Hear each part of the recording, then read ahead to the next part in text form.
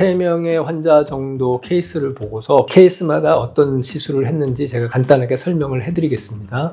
이분 같은 경우는 결과가 처음에는 많이 좋아지는데 금방 다시 또 돌아갑니다. 그렇기 때문에 사진으로 봤을 때 이 정도면 진짜 한 10년은 회춘하신 케이스라고 생각이 됩니다.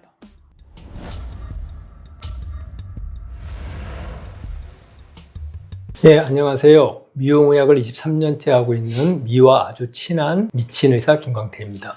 안녕하세요, 조 대표입니다. 예, 오늘은 제가 팔자주름에 대해서 좀 살펴볼 건데요. 팔자주름이 주로 왜 생기는지, 그 다음에 팔자주름을 어떻게 교정해야 되는지, 그리고 팔자주름이 왜 시술을 받아도 다시 빨리 돌아오는지 이런 거에 대해서 정리를 좀 해드리겠습니다. 원장님, 저도 나이가 들면서 여기 보시면 팔자주름이 조금씩 생기고 있는데 왜 생기는 겁니까? 그 정도 생겼다 그러면 나는 아주 큰일 나네요.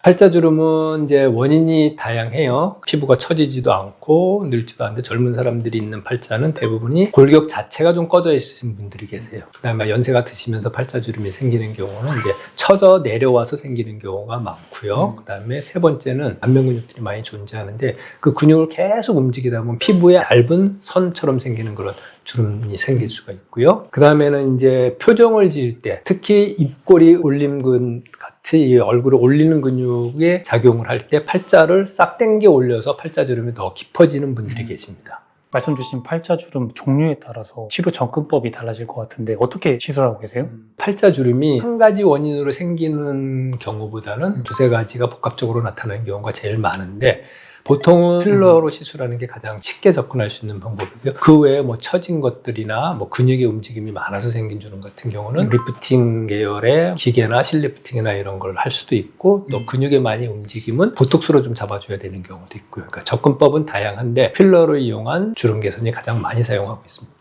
아무래도 필러 시술을 처음 접하시는 분들은 이게 몸에 뭔가 들어간다고 생각이 들어서 꺼려 하시는 분들이 있으실 것 같아요. 어떻게 좀 안심시켜 주실 수 있나요? 필러 시술을 하고 나서 생기는 뭐 부작용들이 있고 문제점들이 몇 가지가 있는데 가장 흔한 거는 멍 붓기고요. 이건 어차피 시간이 지나면 다 해결이 되는 문제이기 때문에 그건 크게 걱정할 수 없고요. 그 다음에 히알루론산 제제의 필러만 사용하고 있습니다. 히알루론산 제제라는 거는 하이알루니다제라고 히알루론산을 녹일 수 있는 그런 약이 존재하기 때문에 크게 문제가 생길 일도 거의 없지만은 문제가 설사 생겼더라도 금방 해결이 가능하기 때문에 크게 걱정하실 필요는 없고요. 우리가 가장 심각하게 걱정하는 섹턴점은 뭐냐면 필러 자체가 혈관 안으로 주입이 돼서 혈관을 막아가지고 생기는 문제입니다. 팔자 같은 경우는 이 팔자 라인을 따라서 동맥혈관이 이렇게 지나가서 이게 눈 쪽으로 가는 혈관까지도 그 밑에 이렇게 지나갑니다. 그래서 의사 선생님들이 필러 시술할 때 조금 주의를 요하는 부위가 바로 이제 팔자 필러 부위이기도 하고요. 근데 우리가 중요하게 여기는 동맥혈은 근막 아래쪽에 존재를 합니다. 얼굴의 근막층이 보통은 4mm, 4.5mm 정도의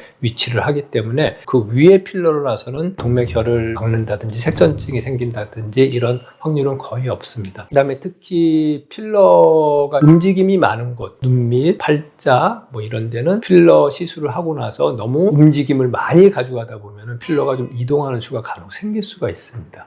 근데 이제 초기에 어느 정도 이동된 거는 병원을 오시면 몰딩이라는 걸 통해서 어느 정도 교정이 가능하기 때문에 크게 걱정할 상태는 아니시고요. 또한 시술할 때 우리가 그래도 조심하기 위해서는 끝이 날카로운 니들, 바늘보다는 끝이 뭉툭한 캐뉼라라는 도구를 사용해서 혈관을 손상을 주지 않도록 노력을 하고 있습니다. 그렇기 때문에 팔자주름 같은 경우에도 접근을 많이 해보신 원장님이 훨씬 더 위험 구조물을 거의 다 피해서 안전하게 시술을 할 수 있는 것입니다. 그 다음에 피내 주사할 때 뭐 괴사 같은 것이 생기는 이유가 피내에도 너무 많은 필러가 주입이 되면은 피부 쪽으로 오는 혈관이 압박을 받아서 혈액순환이 안 일어나서 괴사가 생기는 경우도 드물게는 있습니다. 그래서 필러 시술을 할 때는 많은 양이 아니더라도 층만 정확하게 골라서 잘 주입을 하면은 보통은 1, 2cc 이내에서 거의 다 해결이 됩니다. 3명의 환자 정도 케이스를 보고서 어떤 케이스가 본인의 팔자주름과 비슷한지 한번 생각을 해보시고요. 케이스마다 어떤 시술을 했는지 제가 간단하게 설명을 해드리겠습니다.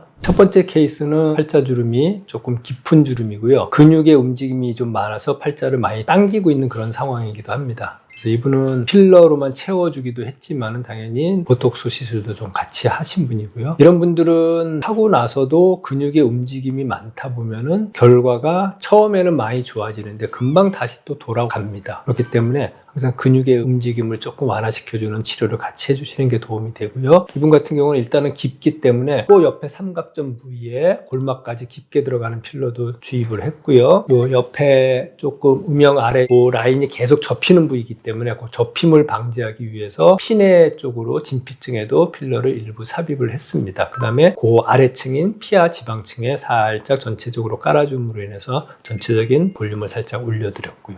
사진으로 봤을 때 팔자주름 많이 좋아지신 것 같아요. 그 다음에 두 번째 이분은 이제 연세가 좀 많으신데 팔자주름만 한 게 아니고 뭐 이제 앞광대 눈밑 필러도 같이 하신 분인데 일단은 처진 게 좀 많으신 분이죠. 그러니까 이분은 기본적으로 약간 리프팅이 돼야 이 팔자가 어느 정도 해결이 됩니다. 눈 밑에 앞광대 쪽에 필러를 주입함으로 인해서 중안면 쪽에 팔자주름 쪽이 살짝 리프트된 효과를 좀 같이 본 케이스고요. 이분은 이제 하이프 시술을 좀 같이 하셨습니다. 그래가지고 리프팅을 어느 정도 같이 해줌으로 인해서 팔자주름을 좀 완화시켜준 케이스고 팔자는 당연히 필러로 전체적인 볼륨업을 살짝 시켜준 상태입니다. 그러나 나이 드신 분들도 잔주름이 팔자 쪽에 같이 많이 생겨 있기 때문에 여러분들도 그냥 전체적인 볼륨업 한 가지로 끝나는 건 아니고 피내 쪽에도 필러를 삽입함으로 인해 가지고 그런 잔주름도 조금 개선되도록 도와드렸던 케이스입니다.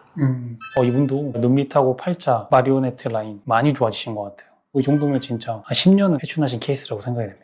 세 번째 케이스는 상대적으로 좀 젊은 분이시고요. 이분은 많이 처졌거나 이런 케이스보다는 전체적으로 이제 약간 골격 자체가 살짝 좀 꺼져 있으신 분, 그 다음에 입 움직임으로 인해서 작은 실주름 같은 게 살짝 조금 생기신 분인데 전체적인 볼륨업만 살짝 해줘도 많이 좋아지는 케이스입니다. 근데 기본적으로 시술하는 부위가 세 군데 있습니다. 하나는 콧옆 삼각점 지점에 필러를 좀 삽입해 줌으로 인해 가지고 기족 수술한 그런 효과를 좀 보고요. 두 번째는 특히 뭐 동양 여성분들은 피부 자체가 얇기 때문에 계속 피부가 접힘으로 인해서 팔자주름이 나이가 먹으면 먹을수록 점점 심해지기 때문에 그런 접힘을 좀 예방하기 위해서 피내 진피층에 필러를 주입함으로 해서 팔자주름이 심해지는 걸 예방하는 효과도 있고요. 세 번째 부위는 피부 진피 아래층에 필러를 깔아줌으로 인해서 전체적인 볼륨을 살짝 올려주는, 보통 이렇게 세 군데는 기본적으로 필러를 주입을 해주고 있습니다. 거기다가 이제 더 심하신 분들은 필러 양을 좀 더 조절하기도 하고 보톡스를 같이 쓰기도 하고 리프팅 시술을 같이 하기도 하고 뭐 이런 것들이 같이 컴바인 돼서 시술을 하기도 합니다. 오늘은 제가 팔자주름이 생기는 원인 또 그에 따른 치료 방법 등에 대해서 설명을 해드렸습니다. 팔자주름이나 뭐 여러 가지 시술을 받을 때 뭐 나에게는 이게 적응이 되는지 또는 부작용이 생기면 어떡할지 이런 걱정하시는 분들이 있는데 시술 경력이 많고 뭐 해부학적 지식이 풍부한 그런 원장님한테 시술을 받으면 그런 걱정은 크게 안 하셔도 될 거라고 생각을 합니다. 다만 상대적으로 팔자는 움직임이 가장 많은 부위 중에 하나이기 때문에 다른 부위보다는 조금 빨리 꺼질 수가 있기 때문에 그거는 하나 염두에 두시는 게 좋을 것 같습니다. 이번 영상도 도움이 되셨다면 좋아요와 구독, 알림 설정까지 부탁드리겠습니다.